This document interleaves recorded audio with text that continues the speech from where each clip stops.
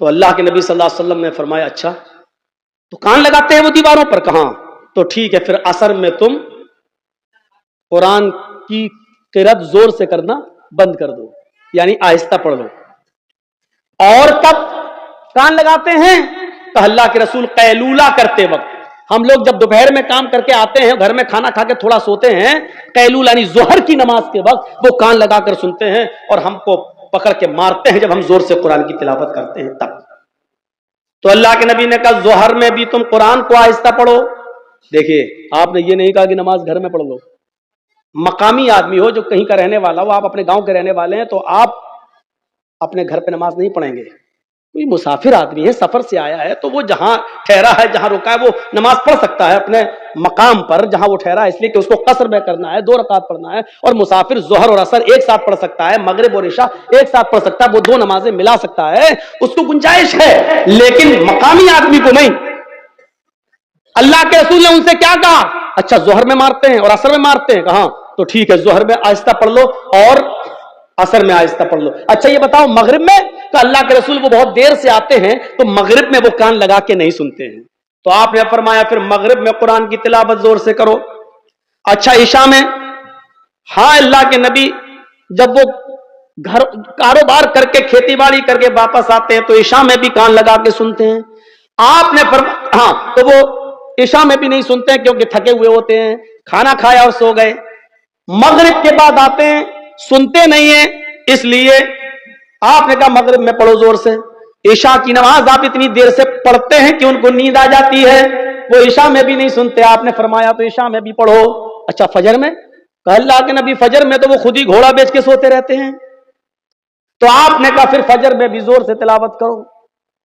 پہلے یہ 5 وقت زور سے تلاوت ہوتی تھی، 5 نمازوں میں زور سے پڑھا جاتا تھا، الحمدللہ رب العالمین۔ جب صحابہ نے شکایت کی کہ اے اللہ کے رسول یہ ہمیں مارتے ہیں، کانوں میں دیواروں پہ کان لگاتے ہیں، سن لیتے پڑھ رہے ہیں تو مارتے ہیں، پیٹتے اتنا مارتے کہ لہو لہان ہو جاتے ہیں، تو آپ نے کہا کب مارتے ہیں؟ کہا ظہر میں۔ آپ نے کہا ظہر میں آہستہ پڑھو۔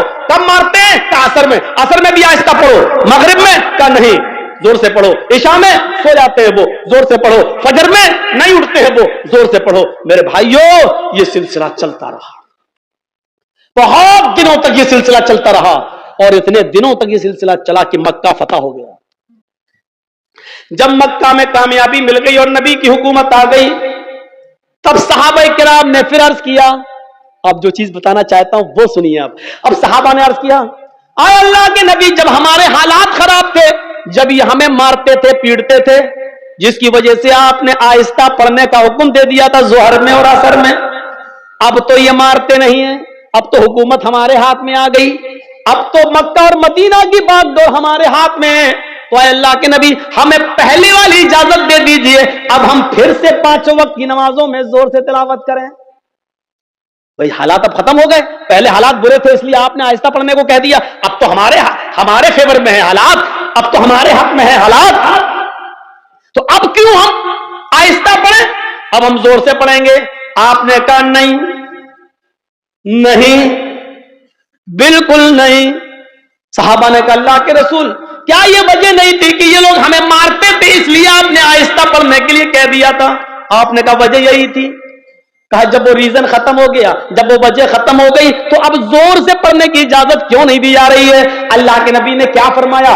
آپ نے فرمایا اس لیے کہ بعد میں آنے والے لوگ جب یہ سوچیں گے کہ ظہر میں عصر میں آہستہ پڑھنے کی اجازت کیوں دی اور مغرب میں عشاء میں اور فجر میں زور سے تلاوت کیوں کی جاتی ہے، جب یہ بعد میں آنے والے لوگوں کو پتا چلے گا، جب وہ اس کی ہسٹری پڑھیں گے، جب وہ حدیثیں پڑھیں گے، جب ان کو معلوم ہوگا کہ صحابہ کرام مار کھاتے تھے، اتنا پیٹے جاتے تھے کہ ان کی چمڑی اتر جاتی تھی، لہو لہان ہو جاتے تھے، اس کے باوجود انہوں نے نماز نہیں چھوڑی، مارے کھائی لیکن نماز پڑھی، آہستہ پڑھی لیکن پڑھی، نماز چھوڑی نہیں ہے۔ جب ان کو اس بات کا علم ہوگا تب ان کو پتا چلے گا کہ صحابہ کرام نے بڑی سے بڑی مصیبتیں جھیلی ہیں لیکن نماز نہیں چھوڑی ہے، نماز ترک نہیں کی ہے، تو پھر وہ بھی نمازی بن جائیں گے، وہ بھی نماز کے پابند ہو جائیں گے۔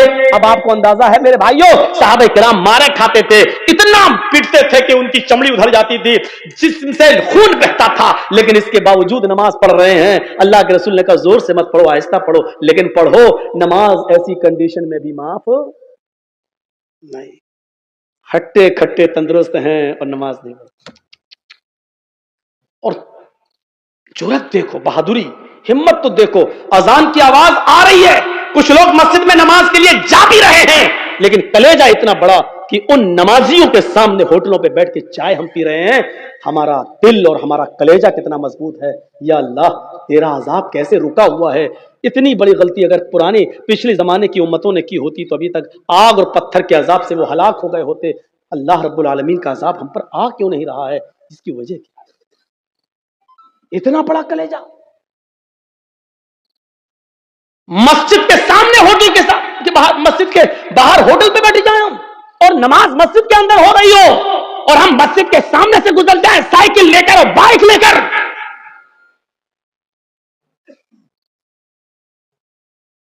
یہ مسجد دن بھر میں 5 مرتبہ بد دعا دیتی ہے, الہ العالمین ان لوگوں نے مجھے بنایا تو بڑی شان سے, جلسے کرا کرا کے, چندے کر کر گئے, سیمنٹ لے لے کے, بوریاں لے لے کر, اینٹیں لے لے کر ہمیں بنایا تو بہت اچھا ہے, خوبصورت بنا لیا, مینارہ بھی بنا دیا, بڑی عالیشان بنا دیا, لیکن الہ العالمین انہوں نے مجھے ویران کر دیا.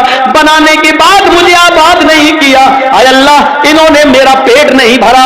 اللہ انہوں نے مجھے بنانے کے بعد میرے پاس نہیں آئے, میری گود میں نہیں آئے.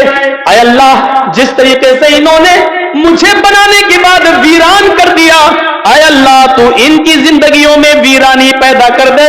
اللہ جس طرح انہوں نے مجھے برباد کیا تو ان کو برباد کر دے. اللہ جس طریقے سے انہوں نے ہمیں بنا سبا کر درست کرنے کے بعد ہمیں بھلا دیا ہے, اے اللہ تو ان کو بھلا دے. میرے بھائیوں یہ مسجدوں کی کئی بد دعاؤں کا نتیجہ تو نہیں جو ہمارے حالات ہی ہے, جو ہمارے حالات ہی ہیں. پہلے زمانے میں جب جنگیں ہوتی تھی نماز کا وقت ہو جایا کرتا تھا, بادشاہ نماز کی حالت میں, بادشاہ جنگ کی حالت